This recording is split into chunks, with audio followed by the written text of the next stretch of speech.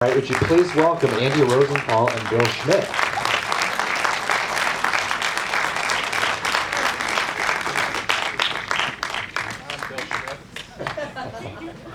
Here's Andy. Here's Bill. Thank you, Jim. Thank you. Thank you all for coming out this afternoon. And thank you, Andy, for making the trip out to the desert today. For flying to Arizona from New Jersey in the winter? It was a real chore. After watching that movie, I said, I think I need a cigarette. We're going to talk. First I want to talk to you about is the kind of relevance of the movie. This film we just watched about Mike Wallace, the good, the bad, the nasty. He died nearly a decade ago, and most of the people in what Jeff referred to as this amazing supporting cast. Anwar Sadat, Arthur Miller there at the end, Betty Davis, they're all gone too.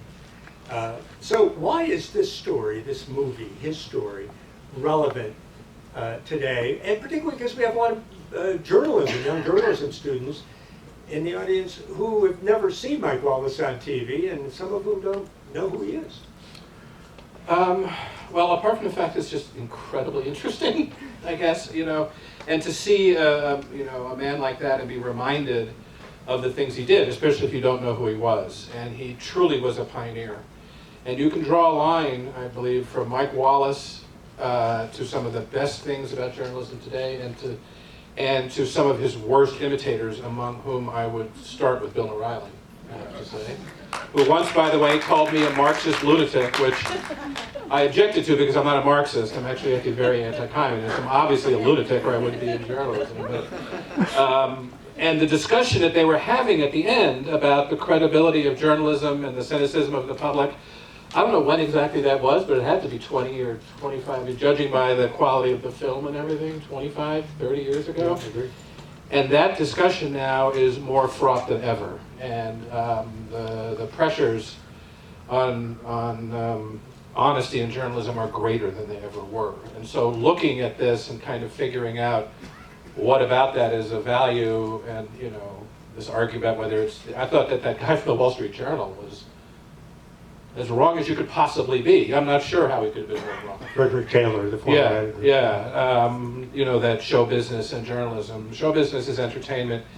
Journalism is, these are pointless. But the fact is that everything that was at issue in that movie is still at issue today, only even more so. It's just that the media have shifted, evolved, and changed. And this whole question of what a journalist is something that is as current today as it was back then.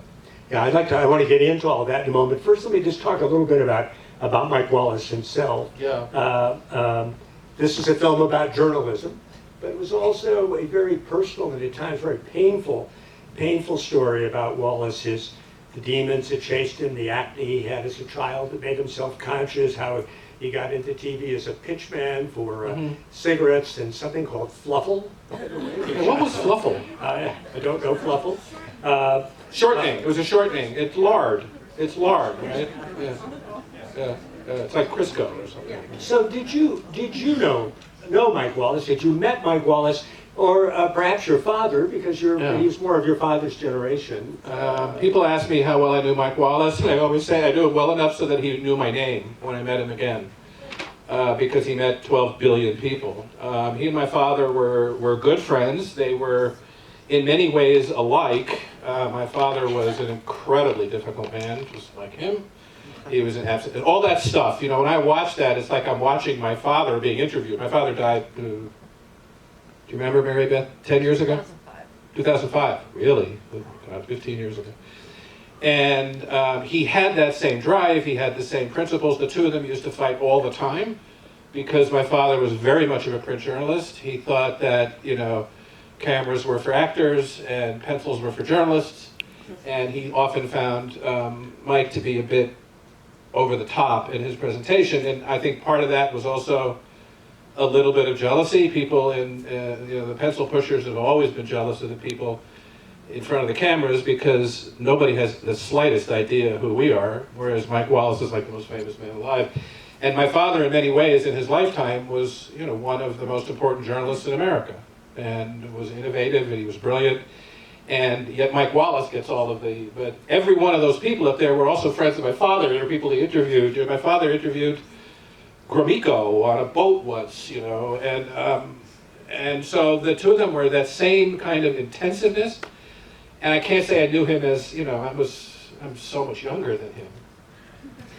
I used to think that. And I didn't know him as a personal friend, but he was somebody that I would talk to, and somebody I greatly admired.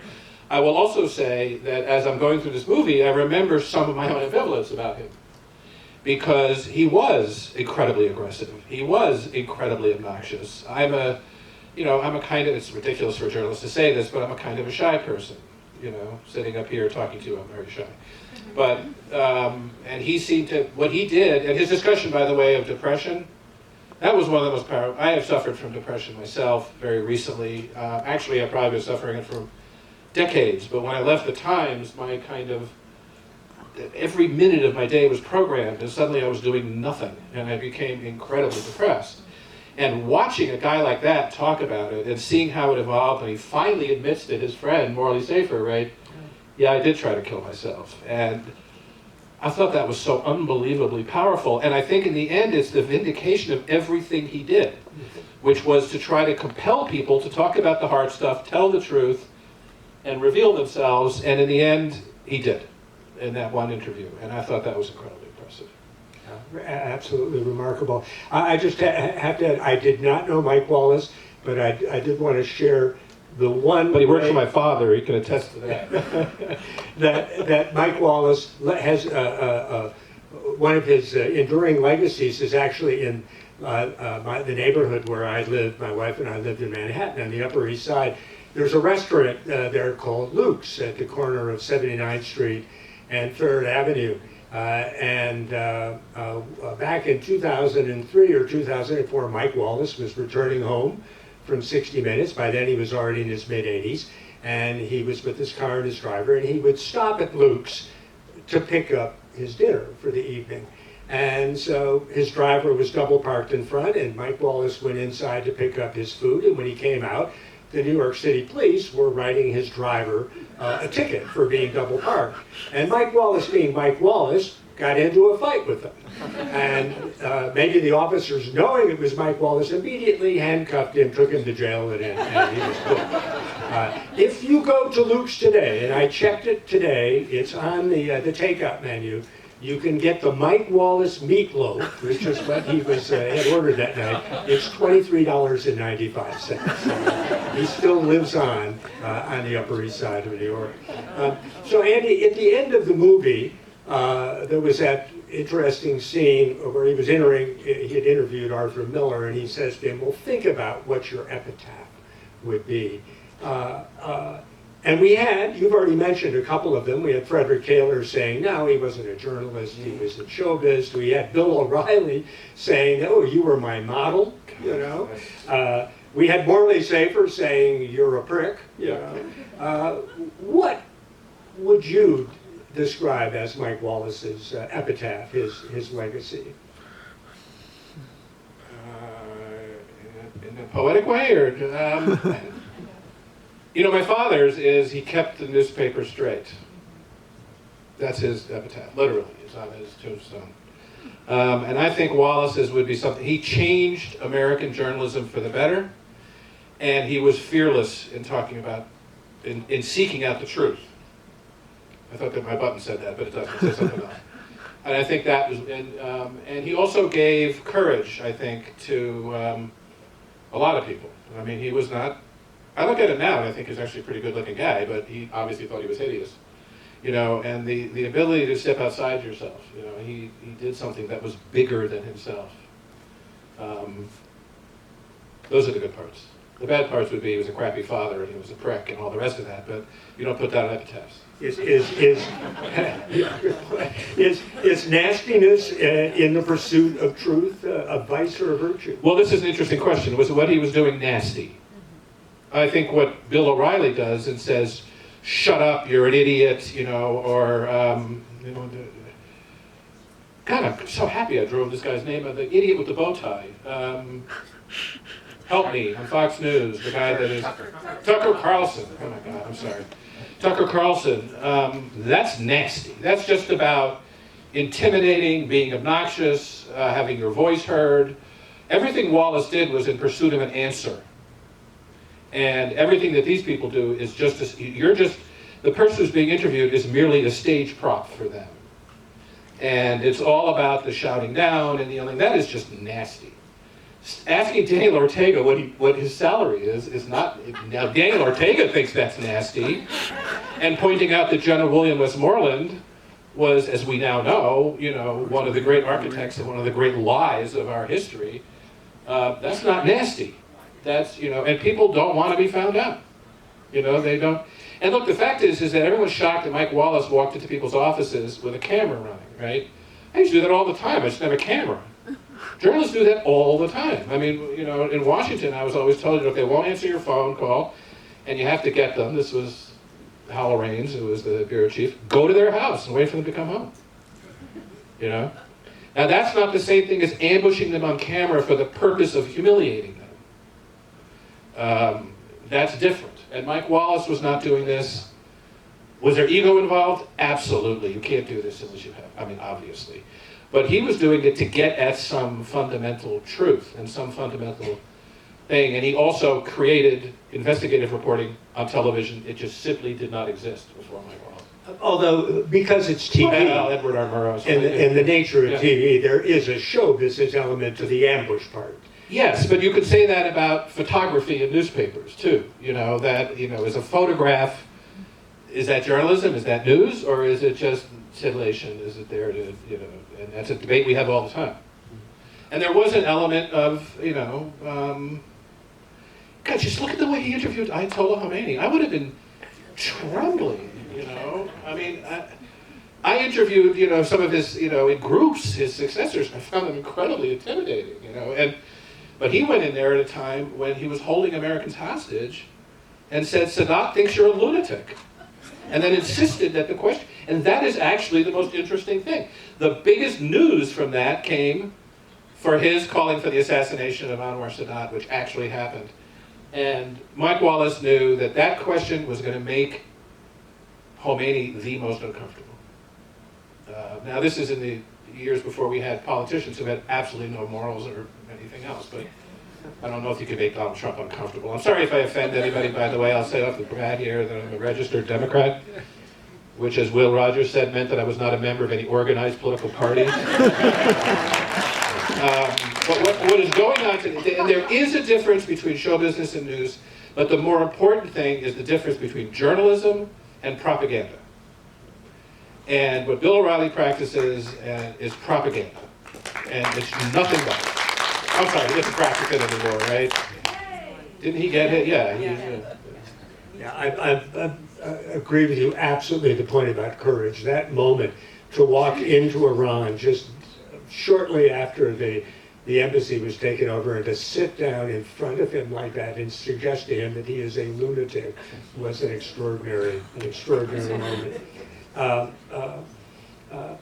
Are there versions of Mike Wallace around today, would-be versions, pretenders, or people who are authentically doing what Mike Wallace did effectively or ineffectively? Yeah, I think so. Now you ask me to name them. I'm not a huge consumer of television news anymore. And by the way, if I use terminology that seems ancient, I'm sorry if you were born after 1995. When I say journalism, I'm including the internet and I'm including everything else. I think that there are some serious people around. There's some really serious investigative journalists who do multimedia kind of stuff because you have to now. I think there is still really great journalism being done at big institutions and at small ones. I think that there are far more people who assimilated the wrong lessons from Mike Wallace, which is, they were using Mike Wallace to represent everything, which is a bit much, but who assumed that, attitude and obnoxiousness and Mike Wallace wasn't seeking to intimidate his interview subjects. He was seeking to get them to talk to him. And sometimes he used intimidation as a technique, particularly against people who were very powerful and strong, as a means of doing that. Bringing somebody on the air simply to humiliate them, which I've been subject to, although it never got on the air. I could tell you that story if you want. But that's not journalism. That's just character assassination. It's entertainment. I would personally rather watch, Ellen DeGeneres' show where people come on to be made fools of and laugh with her about it than watch about 85% of the television news that you see today.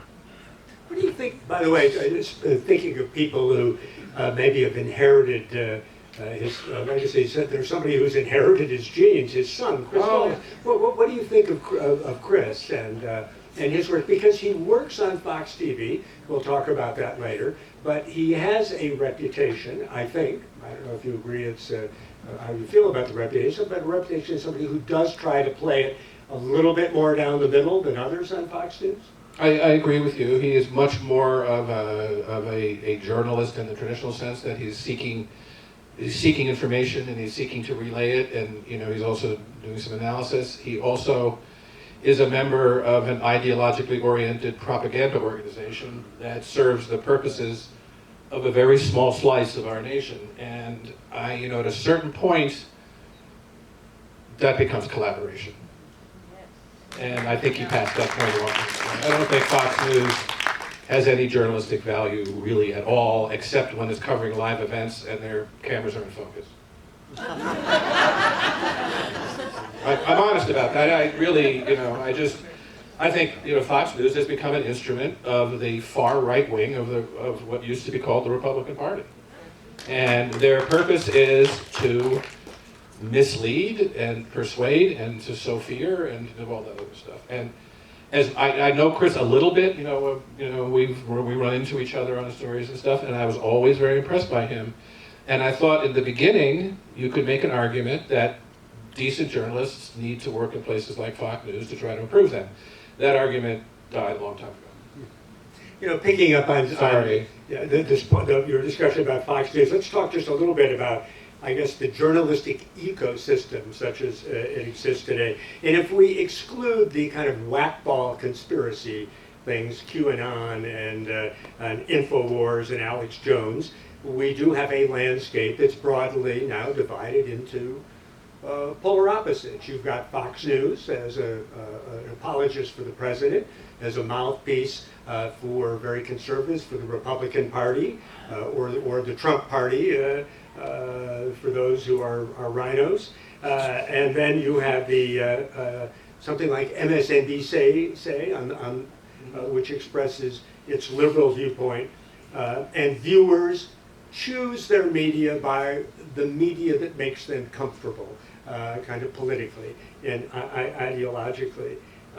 So why don't people any longer explore news that challenges, and what are we going to do to change that? Because until we change that, aren't we in a difficult place? Everybody's in their own bubble or echo chamber. Ask me a question I can answer. Wow.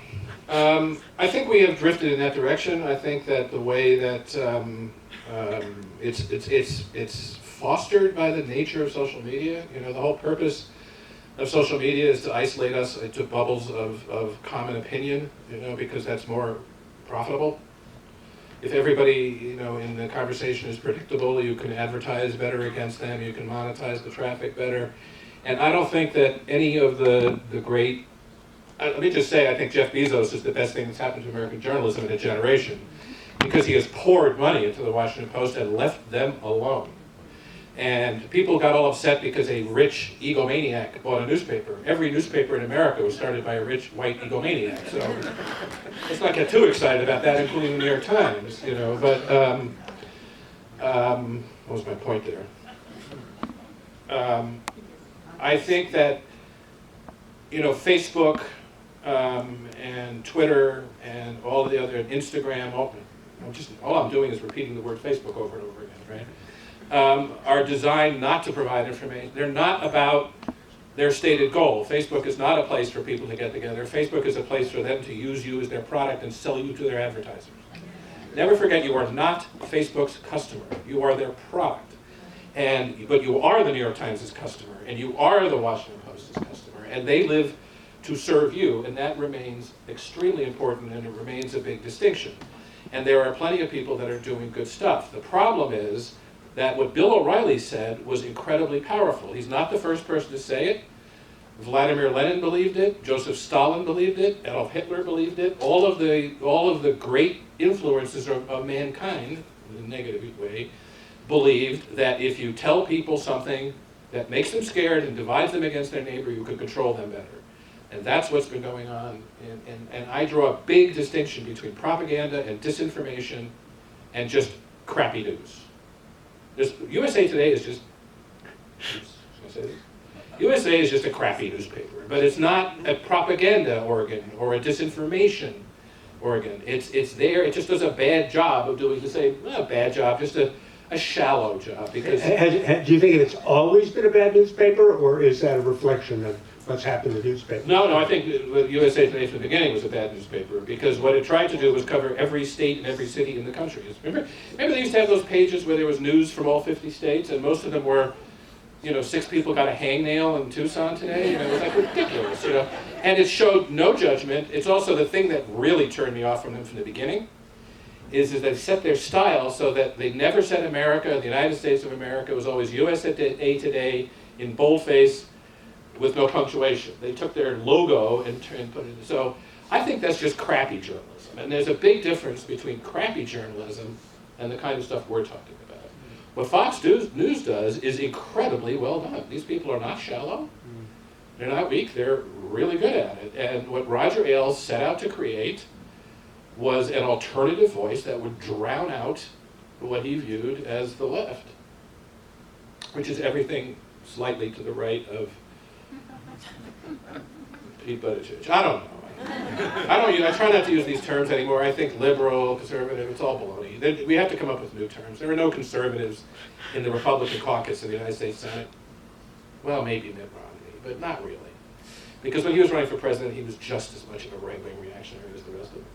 So with all of these changes in our politics, in our political culture, and the polarization of our politics in the age of Trump, let's talk a little bit about how you see the role of the journalist within the context of the way we saw Mike Wallace, of course, practicing the role of the journalist. But, I know a lot of people today who feel that as a journalist, you almost have to take a side, that you have to be an advocate, you have to be a warrior for social justice, that all the rest is false equivalency.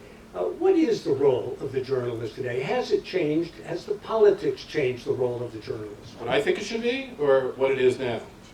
Both. All right. Well, I think that the role of the journalist should be what it always was. It was interesting what Arianna Fallaci said. She doesn't believe in objectivity. I don't either, but I do believe in dispassion and fair reporting. The idea that journalists, a journalist I always really respected, Len Downey, didn't vote. He was and I just thought that was ridiculous. Nobody said that journalists are supposed to be disenfranchised, but you're not supposed to declare what you voted for in the first paragraph of your story. And there is a gigantic difference between feeling like there are issues that are important. You mentioned social justice. I mean, do we really want to, we're in a world now where we're actually having a debate about whether social justice is a good value. I mean, what is that, And I don't believe in news reporters crusading. I think that the injection of opinion into the news columns of newspapers and into the news reporting on television is far and away the worst thing that's happened to journalism in my lifetime, because it undermines the credibility of all of those journalists. And I'll be honest, there are bylines I don't bother with, because I think I already know what that person thinks about this, and I'm going to get spoon-fed it in the guise of direct analysis, aggressiveness, right and wrong. I mean, are we going to argue about whether, bilking people out of millions of dollars of their savings, pro or con? right? No. Okay. So, slavery, pro or con. I once was asked by a member of the board of directors, this is the last time I was allowed to talk to the board of directors without supervision by an adult. The board of directors at the Of the New Times. York Times, and they said, your editorials, you're just they're so determined, why don't you air the other side? And I said, of which issue? Shall we pick school integration? Shall we pick, criminal behavior? I mean, first of all, it's not what an editorial writer does, but I just find this whole, there are good, and this is not really a dig at Trump, although it will sound like it. There are good people on either side. Or the other one I really love is, let's have a constructive conversation. A constructive conversation involves you listening to what I have to say and shutting up. That's a constructive conversation. So I do think that the values are the same. I think that I also find that the attempt by a lot of media to try to turn their journalists into celebrities on the internet is extremely damaging too. I mean, once you start spewing your ideas on Twitter, it never goes away, and it follows you around. And the fact is, I kind of agree with Mike Wallace. I've always felt that I too had a face made for radio. And there are different kinds of journalists, and trying to turn every single person into some kind of internet celebrity or an Instagram model or whatever it is they're trying to do, I think is really damaging, because it distracts those reporters from their job, which is to go out and find stuff out. But now, there's a distinction, though, between, I guess we're talking about celebrity, because Mike Wallace was a celebrity. Yeah, so it's on television. Yeah. There's a difference between earned celebrity and contrived celebrity.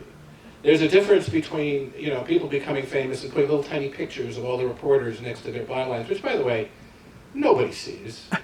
Name one byline in the newspaper today that you read. Just give me one. Nobody here can do it. I remember when I started working for the Rocky Mountain News as a police reporter when I was at the University of Denver. And I lived in a house with 4 other guys. So we're all like 20 or 20, I can't remember how old I was.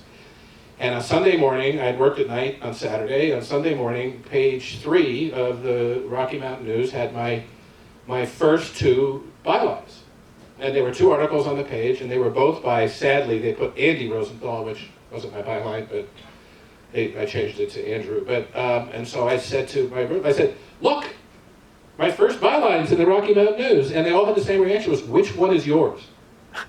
And my name was right there in bold heading, And that is an important lesson for journalists. We are not the story. We are the people who tell the story. We are the people who find the story. And trying to turn it into television, the Times, which I, devoted most of my life to as my professional life, loves to have all of its reporters on television constantly now. And let me just for a minute, because that's exactly where I wanted to go now, is I wanted to ask you about the Times. We are both creatures of the Times. Yes, we are. We are both creatures of mainstream media.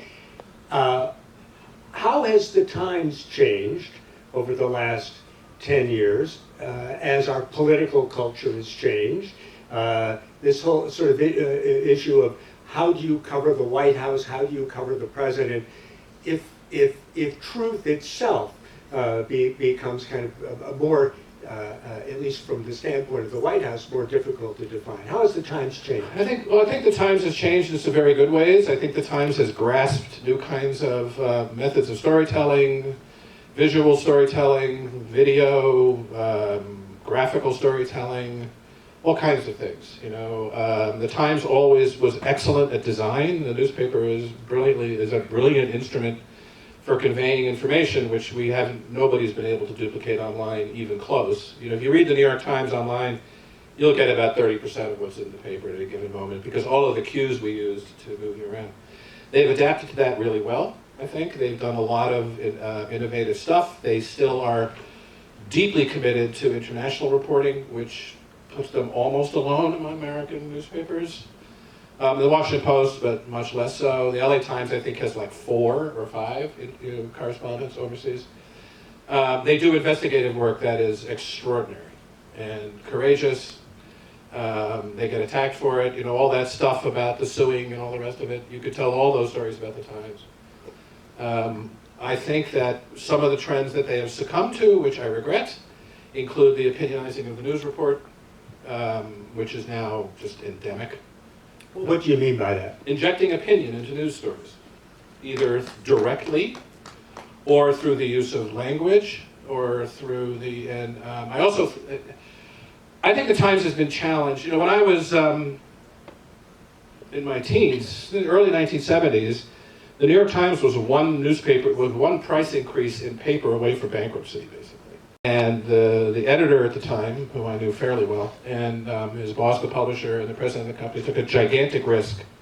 And they invented the multi-section newspaper that didn't exist previously. The sports section, except on Sundays sometimes, but the living section, the dining section, all that stuff. The first one was Science Times and Sports Monday and Living. And they took a gigantic risk.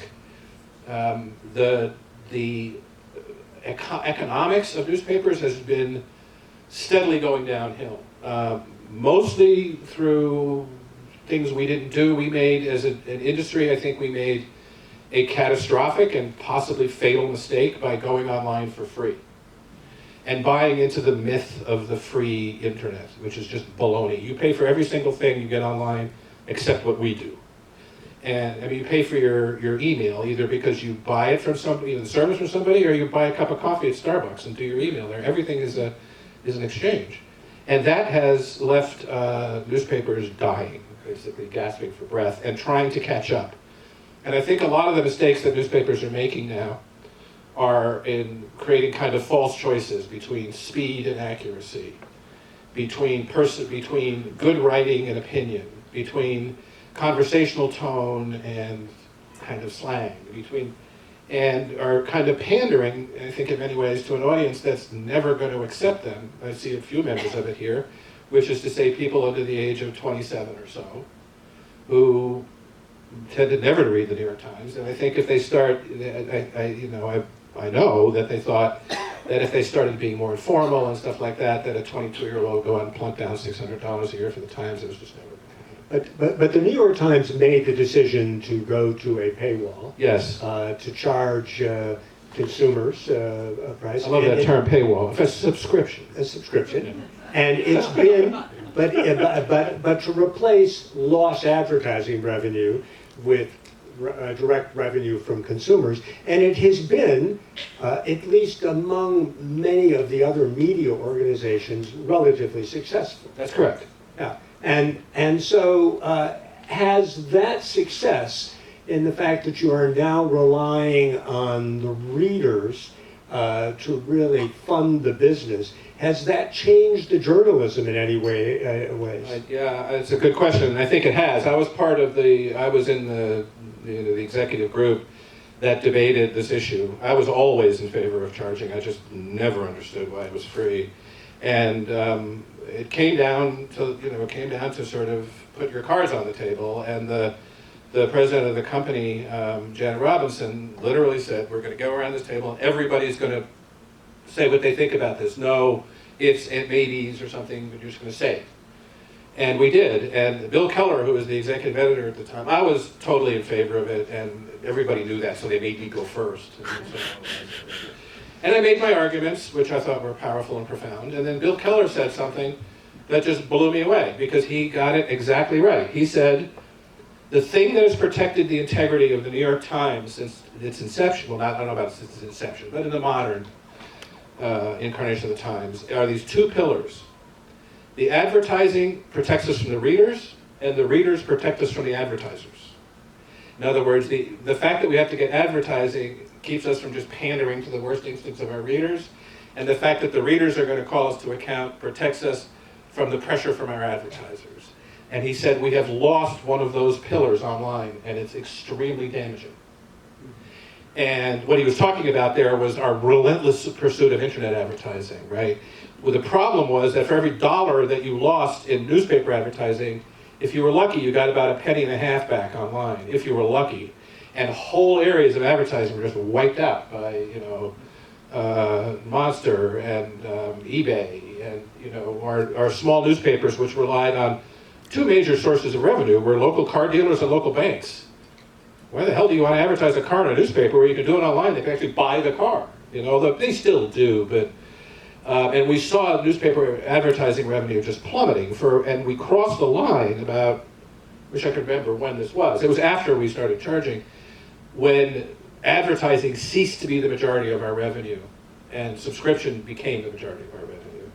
And that created a big change. And it was a change for the good in the sense that we wanted to use the modern techniques that are available of doing research and understanding audiences online, which are really powerful, to try to know more about our audiences so that we could understand them better, and, you know, give them more maybe what they wanted too. But it also led us to try to constantly remake ourselves in pursuit of some sense of some ideal we were getting from, you know, and also, I remember one time we were at a meeting, we'd done this survey, we asked a question, which was, do you think that you get too much information, not enough information, or just the right amount? And this was the New York Times calling people and asking them this. And the answer was, oh, it's perfect. Well, of course they said that, because it's like your teacher says, do you do your homework? You can say, no. You know, so a lot of these things are, so then we started relying on kind of cold numbers and analysis, and that can be interesting, but it can also lead you into a weird direction, you know, because if you're going to compare if you're going to decide whether to publish something based on the number of people who might have read it at that moment, then you're surrendering all of your news judgment, you know. I keep hearing stuff about, well, we should just do the big stories, and then I turn on the TV and they're covering a car accident in Peoria, but they're doing it in New Jersey, you know, big stories. So the Times has been successful at this, but regrettably, if you look at the industry as a whole, and you go outside of the New York Times, you look at small towns, medium-sized towns, large cities too, Dallas, around the country, this has not been true. They have not had the same success in converting the old business model into the new digital age and converting subscribers to the internet.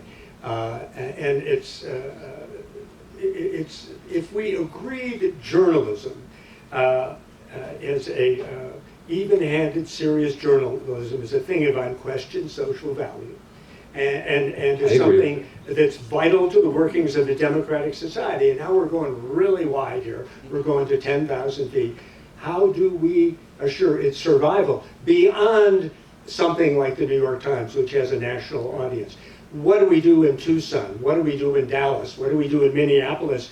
Where without those local newspapers, nobody's covering City Hall, nobody's covering the State House. All the things that local journalism did to really keep its readership, to keep all of us as citizens, to sustain the civic impulse. What do we do about that? And I know this is a huge question we've all wrestled with, but I thought before we turn it over to the audience, I at least wanted to get something at that level. It's the central existential question of journalism, obviously, and I think you are phrasing it in the right way. I would go even smaller. We live in a town of 40,000 roughly people, right, Mary Beth? In New Jersey. In New Jersey. It's a very, there's 123 New York Times families there. Stephen Colbert lives there. It's a very cool, trendy place where we believe that we are without bias, which is sort of hilarious, but whatever. And the local newspaper was a weekly, and it was purchased by Gannett, which bought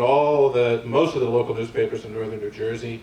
Gannett is the company that owns USA Today. It's a giant media conglomerate. And they made all the newspapers the same. So in Montclair, you can read about what's happening in Mahwah, but you're lucky if you read about anything. I just picked that because it's an M. It's a cool name. So a young man, a guy in his early 30s, a hedge fund guy, moves to Montclair from Brooklyn with his young kids, which is a trend. And his name is Heaton Choksi. And he sees this newspaper and he thinks this is garbage. And he takes 2 years of his life and $2 million out of his bank account, and he starts a new newspaper called the Montclair Local. Because he knows nothing about journalism, but he understood instinctively that the very first place that we call people to account in government, and that's what we're talking about here primarily, it's not just, look, sports scores are important and feature stories are important, and if there was a great concert, all that's important. But the primary purpose of journalism is to hold government to account. That's what Thomas Jefferson conceived, that is why he called it the Fourth Estate. And this wasn't happening. And it's not happening in towns. The vast majority of towns in this country have no local journalism at all. And a bunch of us have volunteered. I work for free for this newspaper, trying to get serious local public interest journalism of some length in there. It's a fairly new project for us. And we went through an existential crisis too, because after 2 years, it was evident to Heaton that he's not Jeff Bezos. He's just a guy who had to go back to work. He now works for Google. He's a coder. He's a computer genius. He couldn't keep doing it forever. I mean, I don't know how long Jeff Bezos will go on doing it. How much, does the Washington Post make a profit at this point? Good question. I have no idea. It's a private company. It's a private company. So I thought, well, if this guy can put his money where his mouth is, I can too. And after a lot of soul searching, we went nonprofit. And we're asking people to take out memberships in the entity that is the Montclair Local, which is kind of like National Geographic, except no one's reading it.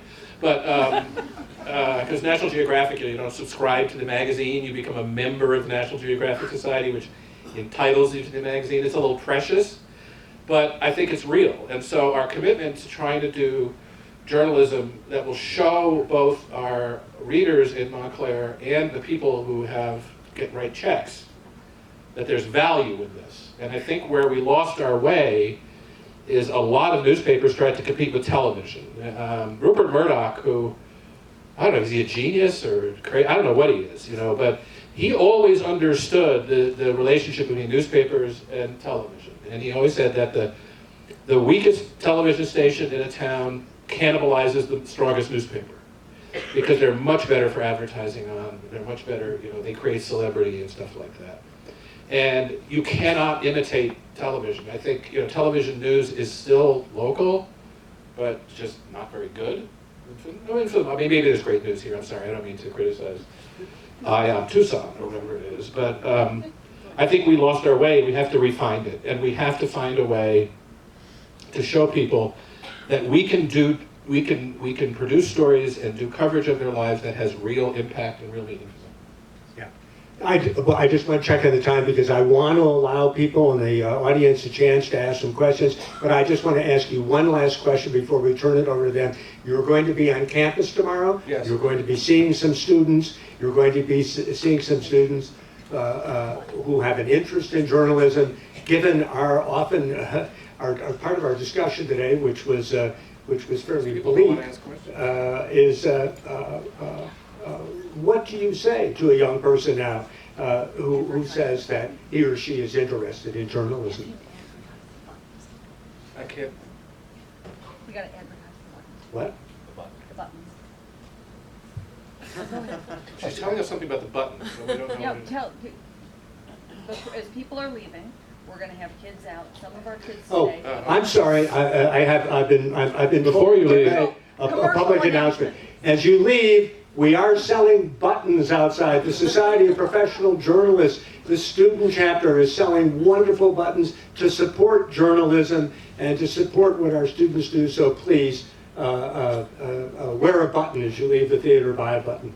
Sorry. Yes, buy a button. Buy two. Yes. So, Andy, what would you say to them, those who have an interest in I would journalism? say- Is there a reason to still do it? The job market ain't great, so. The job market never was good. Journalists were always underpaid. TV kind of changed that, but never changed it for print journalists. We always made about 1/10 of what they did. I would say hang in there. I mean, I think that journalism is not remotely dead. I think that there are new ways of practicing it. I would also say that you can be on your own and you can just start publishing, and that's okay, or you can be a freelancer, that's okay too. But it does limit what you can do, because in an era of great hostility like this, having the backing of an institution is a good thing. And don't ever go off and cover a war on your own. It's an incredibly bad idea. Just an incredibly bad idea. And take economics, learn a language, learn how to shoot video, learn how to take decent photographs, get close and focus. Those are my 2 rules. Because we are living in a world now where you have to do all that stuff. But don't look at what you're doing through the lens. That's what we have photographers for. If you're looking through the lens and filming and not interacting and not being there, you're not going to produce good journalism. But you have to have those skills. Economics is vital. And most journalists don't know diddly about it. And it's just too bad. History is good too. Great. This will be continued on campus tomorrow. Meanwhile, does anybody here have a question? Yes, sir, I do. Hi. You made, it's Barry Holt. I'm actually a journalism graduate, not of U of A. Rutgers, the State University, right around the corner. Our son goes there. Oh, good. I also graduated in 1967 with Bernie Goldberg's, and that name. I wasn't alive. Bernie wrote a book called Bias, Yeah. and it's an interesting look at the other side versus the conservatives. And I think Roger Ailes did what he had to do to offset, as you said, the other type of reporting, the MSNBCs, etc. I don't think, I would quibble with that, but go ahead. All right, Yeah. we can quibble over Yeah, it. yeah. I guess you made an interesting point, though, and this has really turned me off to reading the national section of the Times. And I've been a Times devotee for a very, very long time, even though I'm moving more toward the journal these days. And that is the reporting that is written in a biased sort of way, an opinionated sort of way, I think you said. So I did an internship at the Times just before your father took over. Clifton Daniel was the managing editor in those days. You had great hair. Yeah, great hair. And married to the right woman. Yeah. We had copy desks. You had editors of various sections. Is there any checks and balances still there to control what is being written? The national section, to me, has gotten out of control and being opinionated. You said it, it's opinionated. I'm not sure it's out of control is what the other part I won't get into. I think they're doing exactly what they're being asked to do.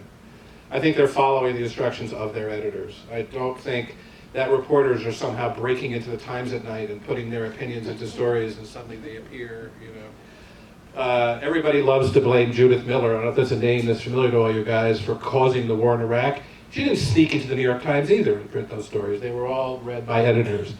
The biggest problems are is A, they're being encouraged to do it. They're being encouraged to express their opinions because they think that's what the young folks want. They are encouraged to become celebrities and go on television because they think that's good for the brand and because that's what the young folks want. It's all your fault, by the way. Okay, millennial. And they have deleted one of the most expensive parts of running a good news organization, and that is experienced editors. They're too expensive, and so they've just been getting rid of them. The Times decimated the copy desks. A lot of us fought against it. It's evident every day. There's no copy desk. No, there is a copy desk. There is a copy desk. They have this universal copy desk, which is ludicrous. You know, when I was, I'm sorry, I shouldn't say these things, but when I was foreign editor, I loved our copy desk. The youngest person on our copy desk was 118, you know. And these guys were amazing. There was like no story they hadn't read. There was no error they couldn't catch. There was no nuance that was missing that they failed to see because they were so experienced. When I was a young reporter at the AP, the other thing too is they bought into a lot of mythology, okay? And one of the central myths of journalism is that there is a trade-off between speed and accuracy. It's just simply not true. And you know, I worked for the AP for 9 years.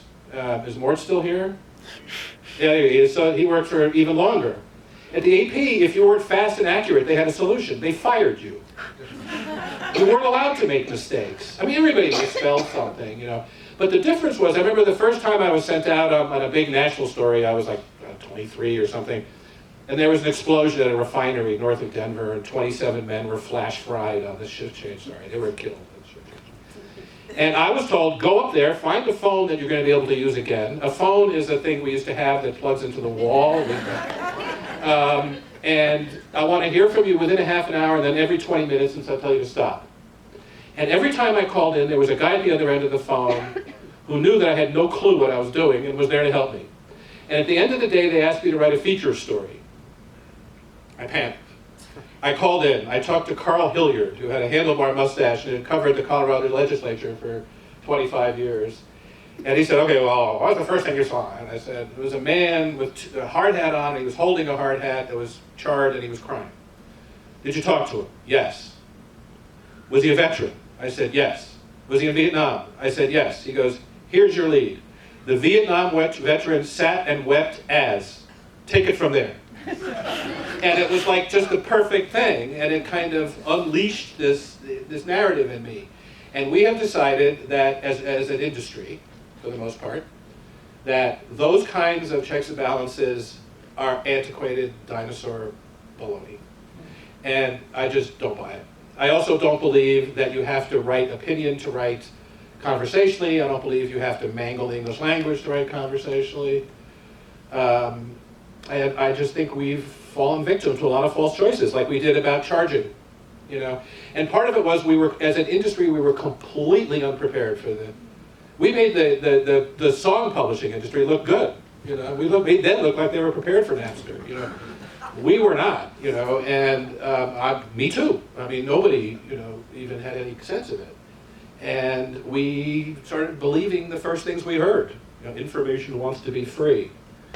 Okay. So does a Rolls Royce. But it ain't, you know. And I think that and I'm not just talking about the Times here, it's what I know the most about. But as organizations, and I think the Washington Post also lost this way, because they were struggling to remain profitable, to continue to exist. And this guy comes along and says, here, take $10 billion and go do great journalism with it. And they have a great editor, Marty, you know Marty Barron, the guy who was the editor of the Boston Globe when they, you know, did all of the movie Spotlight, you know, and they have really fine people there. And I wish there were more of Jeff Bezos's around, to be honest. And I'm not including Rupert Murdoch in that group. Who else has a question for us here? Yes, sir. One, first to comment, as the print journalists have been on TV, they're really cleaning up. Yeah, they look much better. Well, also, they just seem younger to us now. And Me, seem younger to me. the Mike Wallace interview with Khomeini, was there any charges that by having him say that actually accentuated the Sadat assassination? Well, that's the implication is that, you know, his call for Sadat to be overthrown led to the assassination, which I think there is some evidence of, but he was calling for that before. He didn't have to do that with Mike Wallace for the people of Egypt. Remember, the people who assassinated Sadat were militants, you know, they weren't, you know, just people who happened to watch 60 Minutes that night and got the idea. So I thought he said it really well when he was interviewing the Grand Wizard of the Ku Klux Klan. He said a lot of people would object to even putting this man on the air. And with a less skillful interviewer than Mike Wallace, it might have been a disaster. But we went through this too. We ran, you know, an op-ed by Mahmoud Abbas that drove the Israeli government insane and said that we should apologize for even existing. You know, we ran a big op-ed by Vladimir Putin, in which it was like his message to the American people. So is it calculated propaganda? Of course it is. Should you be listening to it? Absolutely yes. But we did fact check it. If he stated that, you know, Russia was 10 times the size of Upper Volta, we checked it. You know, and you know, in opinion, the important thing to remember is that I don't agree with Mike Wallace about this, or maybe I'm misquoting him. I do think opinion journalism is journalism, and the standards are exactly the same, which is that if you state a fact, it has to be true. In the New York Times, not on Fox News. Okay, but so I think. So we found out once. Do you remember Pol Pot? Are people old enough to remember Pol Pot? Pol Pot was the bloodthirsty lunatic who took over Cambodia after the United States bombed it back into the Stone Age, and then it split and killed millions of people. And a very intrepid reporter at the Times named Elizabeth Becker found out that not everybody wondered where Pol Pot was, and we found out that he was on the Thai, right by the Thai border, at a facility that was protected by the United States military. They were basically protecting one of the greatest war criminals of the 20th century. So we got ready to write this story, and the White House went nuts. And which White House was that? This was it was Sandy Berger. It was the Clinton White House. The Clinton White House, by the way, hated the press. It's not. That's a bipartisan thing. Although Obama didn't hate the press. He was annoyed by us, but he didn't hate it.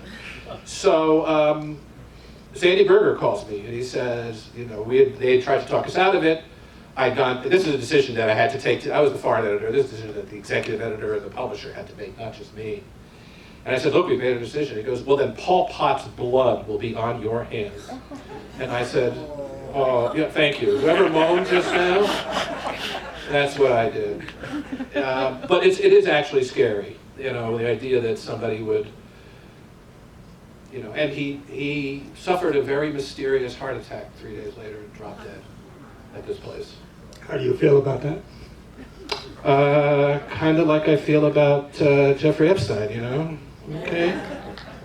Sorry he's dead. I'm sorry he lived. Yes, right back here, ma'am. Hi, so I was wondering if you could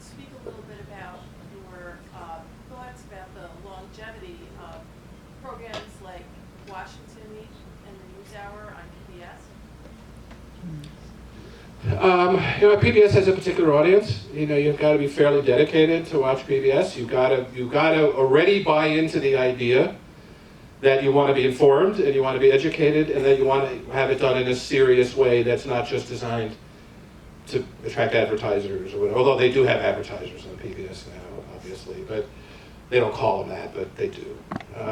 And I think that it's one of the reasons why, one of the things I attribute the longevity of the New York Times to, is that we have showed generation after generation of discerning, educated people that we can be a source of information that they need. And it may be information about what movie to see. And trust. And trust. And know that when we're presenting, look, what is the truth? I don't know. I had this argument once with the Israeli ambassador who maintained there was no such thing as, I was maintaining there was no such thing as truth. He said there was. It was a stupid conversation. But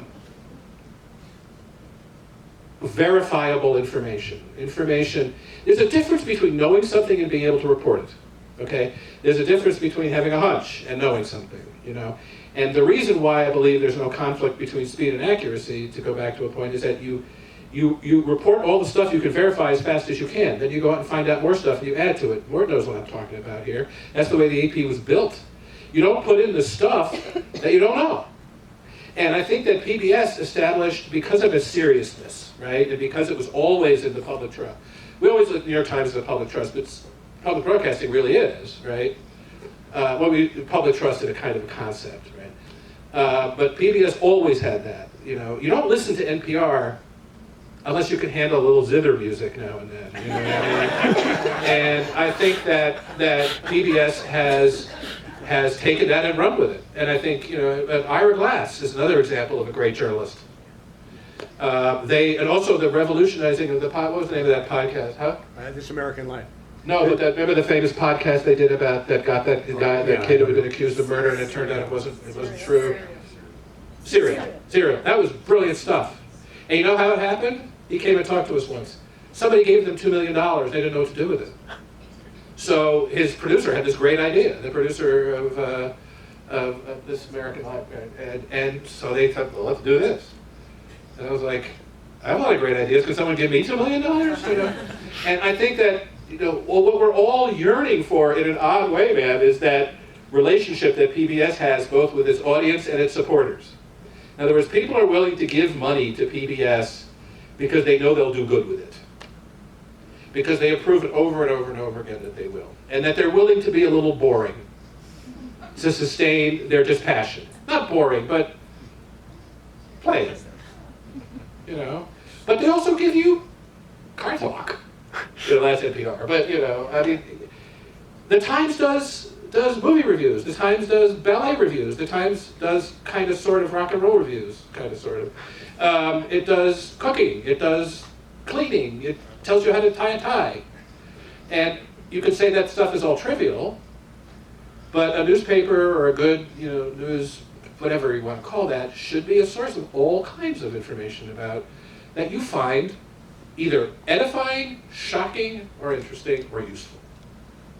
And I think PBS has just got that formula down. And I think the NewsHour, Washington Weekly Review, Gwen Eiffel, who's a dear friend, one of the great journalists of my generation, I think. They're serious. They're serious. And they keep showing you that they're serious. And they don't take time out, in the middle of their seriousness to do something completely ridiculous, because they think it's going to attract whatever they think it's going to attract. And sometimes making your audience stare at things, Mike Wallace, I thought that interview, I'd love to go back and look at it, that whole interview with that Klan guy. That was really powerful stuff. How many times have you been able to look into the eye of a racist in the hood and hear him talk? In full regalia. In full regalia. Yeah. Listen, I've been told that it's time. Andy, I want to thank you. Here's to serious journalism and seeking verifiable truths. This was really, really fun. Thank you all for coming. That was the second time I saw that movie. I liked it more this time. I think I was looking at it with a different eye. Thank you. Thank you.